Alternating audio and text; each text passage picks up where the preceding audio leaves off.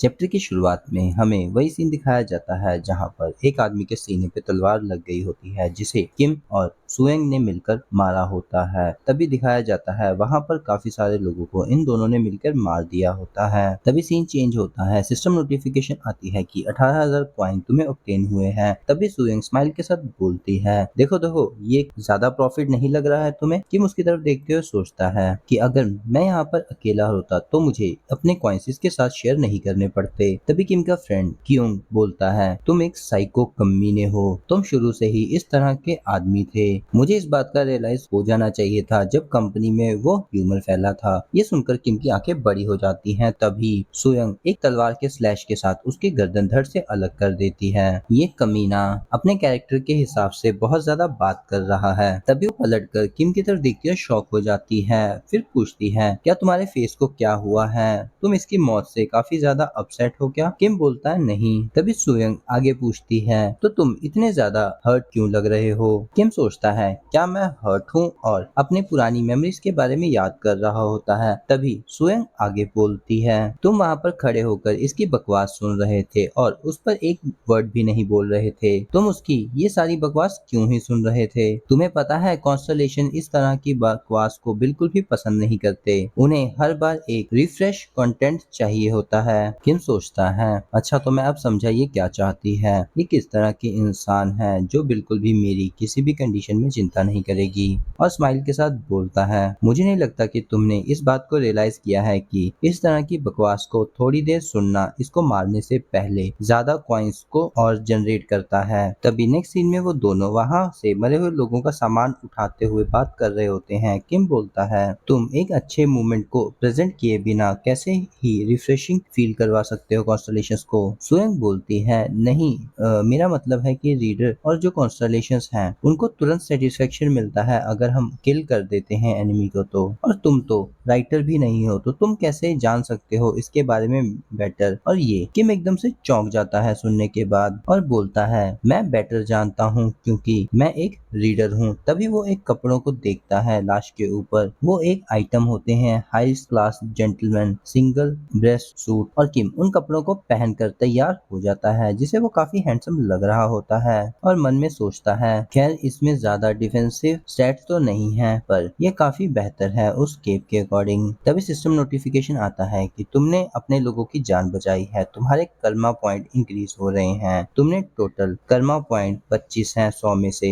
तभी दिखाया जाता है सामने से जख्मी लोग केजेस में से निकल रहे होते हैं और आपस में बात कर रहे होते हैं, ये वही है जिसने हमें बचाया है और जिसने हमें यहाँ से बाहर निकाला है। तभी किम अपना हाथ उठाते हुए बोलता है, मैं अब तुम में से किसी की भी हेल्प नहीं कर पाऊंगा, तुम्हें यहाँ से खुद ही सर्वाइव करना होगा। ये सुनकर वो लोग बिल्कुल ही हैरान हो जाते हैं। किम सोचता है, ये सुनने में तो काफी हार्श है बट अब यहाँ से मैं इनकी रिस्पॉन्सिबिलिटी लेना अफोर्ड नहीं कर पाऊंगा। किम उनसे बोलता है, यहाँ पर जितने भी ड्रॉपिंग आइटम्स हैं मैंने किसी को भी कलेक्ट नहीं किया है और तुम लोग चाहे तो आपस में इन्हें बांट सकते हो और अगर तुम्हारे पास टाइम हो तो चुंगमारू स्टेशन पर जा सकते हो, वहाँ पर कुछ लोग होंगे जो तुम्हारी हेल्प करना चाहेंगे। ये सुनने के बाद वो लोग मरी हुई लाशों के पास से जाकर आइटम्स को कलेक्ट करने लग जाते हैं, जैसे कि भूखे भेड़िए अपने खाने को देखकर टूटते हैं। ये देखकर किम बिल्कुल ही हैरान हो जाता है। तभी दो आदमी एक आइटम्स के लिए आपस में लड़ रहे होते हैं और दो आदमी आपस में फाइट कर रहे होते हैं और यही चीज सभी जगह शुरू हो जाती है, जिसे देखकर किम बिल्कुल भी कुछ नहीं बोलता और बिल्कुल कोल्ड रिएक्शन देता है और मन में सोचता है, क्या ये वही सेंसेशन है जो डोका भी मुझे फील करवाना चाहता था? एक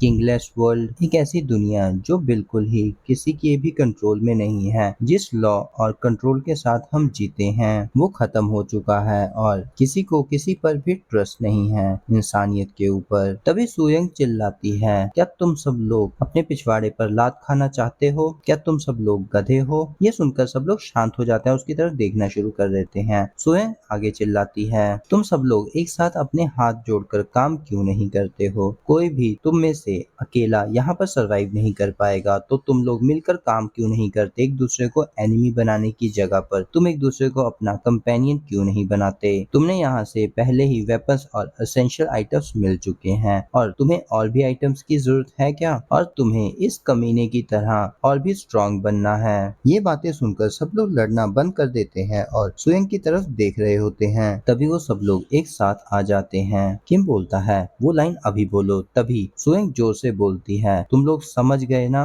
और वहाँ से भागना शुरू कर देती है। ये देखकर किम बिल्कुल हैरान हो जाता है। तभी किम भी उसके पीछे भागना शुरू कर देता है। सुयंग भागते हुए बोलती है, तुम कमीने मेरा पीछा क्यों कर रहे हो? किम बोलता है, क्या तुम इतने ही नॉर्मली तरीके से प्लेजिंग्स को भी बोलती हो? तभी हमें बताया जाता है कि ओरिजिनल नॉवल के अंदर यूजुन यही बातें उन लोगों से बोल रहा होता है। भागते हुए सुयंग बोलती है, तुम इसे प्लेजिंग कैसे बोल सकते हो? ये जो भी मैंने बोला है ये मेरी खुद की नॉवल में से है। किम बोलता है, अगर ऐसा है तो तुम भाग क्यों रही हो? सुयंग बोलती है, क्योंकि तुम मेरे पीछे आ रहे हो। किम सोचता है, ये सच में एडमिट नहीं करना चाहती क्योंकि इससे इसका एंड खराब हो जाएगा। किम सुयंग को पकड़ते हुए बोलता है, तो मैंने तुम्हें बचाया है तो मैं उम्मीद करूंगा कि तुम मुझे कंपनसेट करो। और सुयंग दांत पीसते हुए बोलती है, किस तरह का कंपनसेशन तुम्हें चाहिए? किम बोलता है, मुझे कुछ स्पेयर बैटरीज दे दो, मुझे पता है तुम्हारे पास उनमें से कुछ हैं। तभी सीन चेंज होता है। सुयंग अपना मोबाइल दिखाते हुए बोलती है कि मेरे पास स्पेयर बैटरीज नहीं है क्योंकि मैंने बहुत सी आइटम अपनी ग्वांगबन स्टेशन पर खो दी है। तो किम बोलता है, तो ठीक है, तो मुझे अपना नॉवल हैंड ओवर कर दो। सुयंग बोलती है, अगर तुम्हें इसे रीड करना है तो चैप्टर को प्रॉपर्ली बाय करो। किम उससे फोन छीनते हुए बोलता है, जबकि वेबसाइट ऑफलाइन हो चुकी है तो मैं तुम्हें एग्जैक्टली कैसे पे कर सकता हूँ? सुयंग बोलती है, मुझे जल्दी से वापस करो, और उसे फोन से लेने की कोशिश करना शुरू कर देती है। किम सोचता है, तो जैसा कि वो फाइल सिर्फ मेरी है और सिस्टम बाकी सभी लोगों के लिए वो फाइल को इनविजिबल कर देता है। तभी किम की आंखें बड़ी हो जाती है, तो इस केस में भी वो इसे नहीं देख पाएगी। तभी स्क्रीन पर दिखाया जाता है 5 टाइम एस ग्रेड का इन्फिनिटी रिग्रेसर। तभी किम उस नॉवल के अंदर की कैरेक्टर विंडो देखता है जिसपे कैरेक्टर बोलता है, फाइनली मेरे पास सेज आइज आ चुकी है और ये काफी अच्छे से काम भी कर रही है।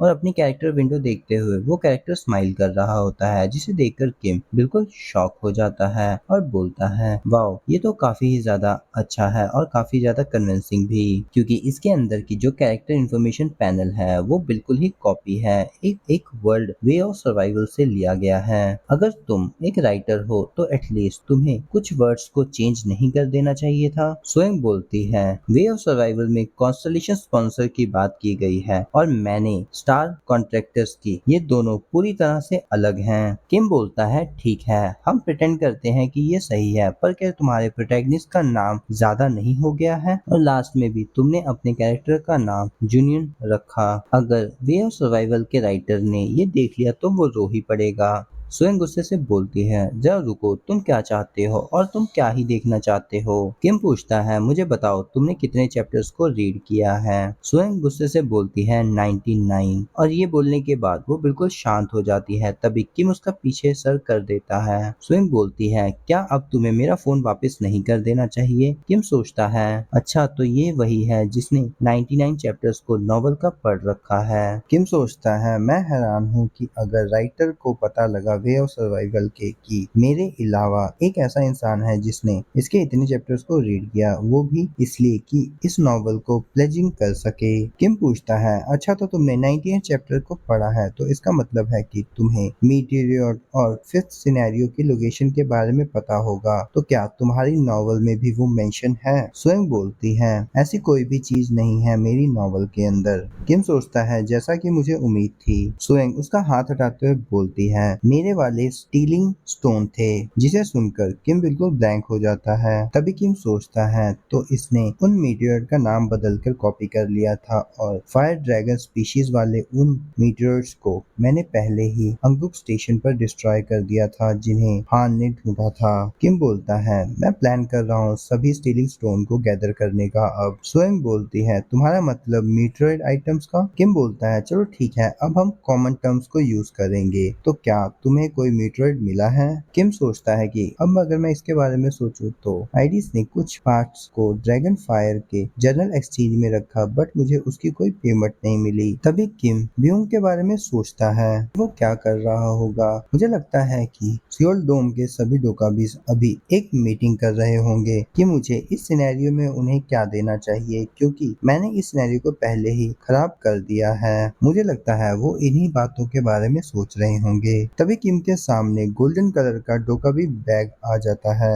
किम अपनी स्टेटस विंडो चेक करते हुए सोचता है, बयूंग तुम बाकी सभी मैसेज का जवाब देने में काफी बिजी रहे होगे, बट तुम्हें पता है कि तुम्हें क्या करना है। तभी कॉन्स्टलेशंस कंप्लेंट करना शुरू कर देती है कि ये अचानक एडवर्टीजमेंट क्या आ गई है। तभी किम उस बैग आइटम को देखकर बिल्कुल शॉक हो जाता है कि जो भी आइटम मैंने इस डोकाबी स्टोर के अंदर रखी थी वो सारी की सारी सोल्ड हो चुकी हैं। और कुछ लोग तो ऐसे भी थे जिन्होंने इस महंगी आइटम्स की पूरी आइटम को परचेज कर लिया है। और हमने ये मेंशन भी नहीं किया था कि इन आइटम्स को स्टोर किया जा सकता है, बट फिर भी उन्होंने पॉसिबली इन सभी बोन्स को परचेज कर लिया है। किम सोचता है अभी के लिए तो सिर्फ एक ही इनकारनेशन है जो ये सब कुछ अफोर्ड कर सकता है, एना क्राफ्ट, जिसकी बैकिंग है नेबुला, और रवीर खान जो इंडिया से है, फ्यू ह्यू फ्रॉम चाइना। इसके अलावा कोई भी नहीं है। स्वयं बोलती है, तुम मेरे साथ टीम क्यों बना रहे हो, तुम तो अकेले भी इसे मैनेज कर सकते हो। किम उसकी तरफ देखते हुए सोचता है, ये सही कह रही है, क्योंकि हान स्वयं के साथ टीम बनाना मेरे लिए एक गैम्बल था।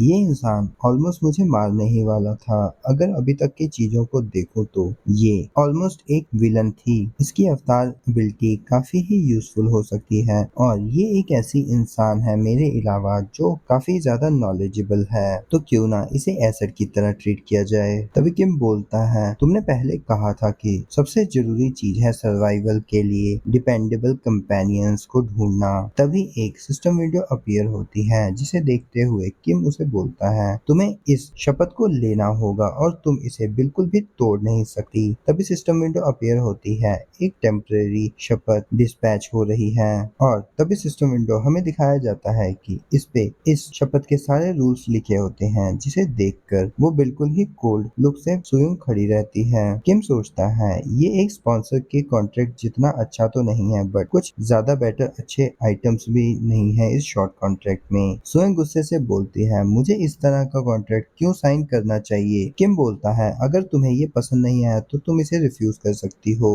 और स्वयं चिल्लाते हुए बोलती है, ये यहाँ पर इंफीरियर यूल क्यों है मुझ में, मैंने अपनी पूरी लाइफ में इसे नहीं देखा है। किम बोलता है, ये तो बहुत अच्छी बात है, फर्स्ट टाइम एक्सपीरियंस काफी ज्यादा वैल्यूएबल रहेगा। स्वयं बोलती है, तो ठीक है मैं इसे साइन करती हूँ, पर मेरी एक कंडीशन है। किम बोलता है, क्या? स्वयं स्माइल के साथ बोलती है, तो ठीक है हम लोग आपस में इंफॉर्मेशन को शेयर करेंगे, मेरे पास बहुत क्वेश्चंस है तुमसे पूछने के लिए, तो कैसा रहेगा कि हम एक दूसरे से झूठ ना बोलें, क्योंकि मेरे पास लाई डिटेक्शन स्किल है। तभी सिस्टम विंडो अपीयर होती है कि कैरेक्टर हान स्वयं अपनी स्किल लाई डिटेक्शन को एक्टिवेट कर रही है, और बोलती है, मुझे बताओ तुम्हारे सभी एट्रीब्यूट्स के बारे में। और ये चैप्टर यहीं पर खत्म हो जाता है।